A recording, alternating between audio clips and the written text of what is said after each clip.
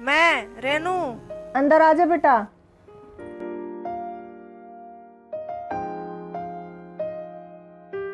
चाची जी नमस्ते। नमस्ते बेटा।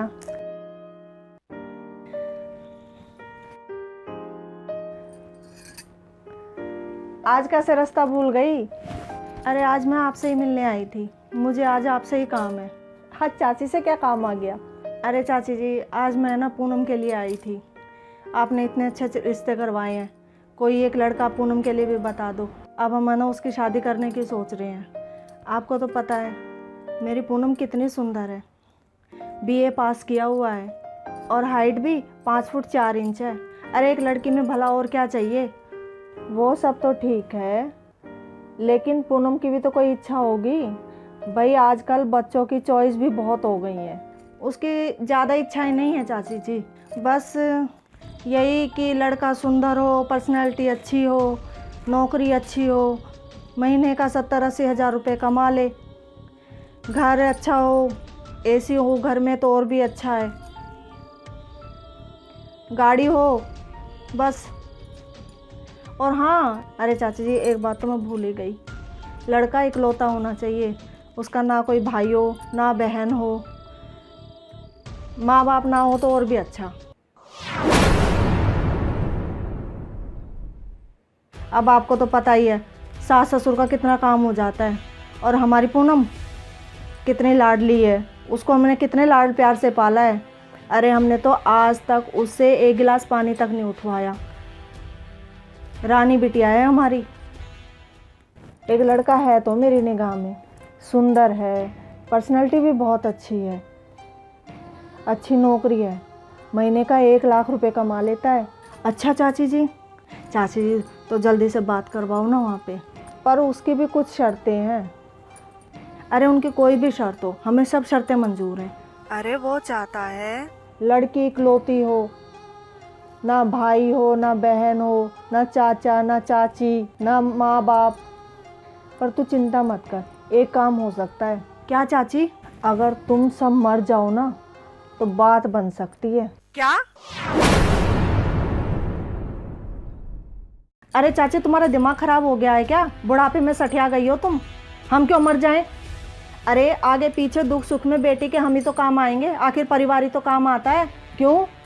लड़का इकलौता होना चाहिए, उसका ना कोई भाई हो ना बहन हो, माँ बाप ना हो तो और भी अच्छा। अरे आगे पीछे दुख सुख में बेटी के हम ही तो काम आएंगे, आखिर परिवार ही तो काम आता है। लड़की का परिवार परिवार है और लड़के का परिवार कुछ नहीं। अरे बेटा अपनी बेटी को परिवार के बारे में बता, उसके महत्व के बारे में बता, घर के बड़े और छोटे क्या होते हैं, उनका प्यार क्या होता है उसके बारे में समझा। बस लड़का अकेला होना चाहिए, सास ससुर ना हो। बड़ी आसानी से कह दिया तूने तो। अरे कल को तेरे बेटी की भी शादी होगी, तेरी भी तो इच्छा होगी अपने बेटे की शादी देखने की। कल को तेरी बहू आएगी और उसकी भी इच्छा हुई तो कि ना मेरे तो सास ससुर नहीं होनी चाहिए, फिर क्या करेगी तू?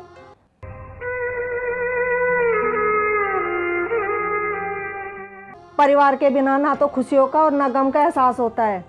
अरे जिंदगी बेरंग हो जाती है इन लोगों के बिना तो।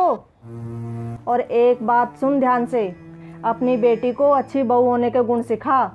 अरे मकान तो ये रुपए पैसे सबसे खरीदा जाता है, लेकिन घर लोगों के आपस में प्यार से बनता है। मैंने अच्छे अच्छे घर देखे हैं, अच्छे पैसे वाले घर, जिनमें है ना बहुएं नरक की ज़िंदगी जी रही हैं। अपनी बेटी को समझा कि परिवार क्या होता है। अरे वो ये सब सीख लेगी ना तो जिस घर जाएगी उसे स्वर्ग बना देगी। जो आनंद परिवार के आपसी प्यार से होता है ना, वो अकेलेपन से नहीं होता। और ये सब बातें पता तुझे मैं क्यों कह रही हूँ?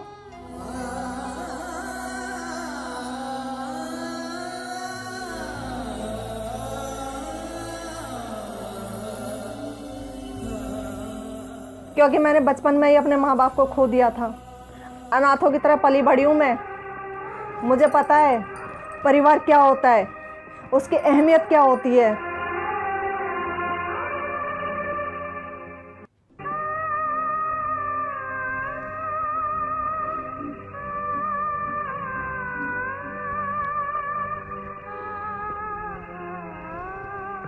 बिना माँ बाप के एक बच्ची का जीवन क्या होता है।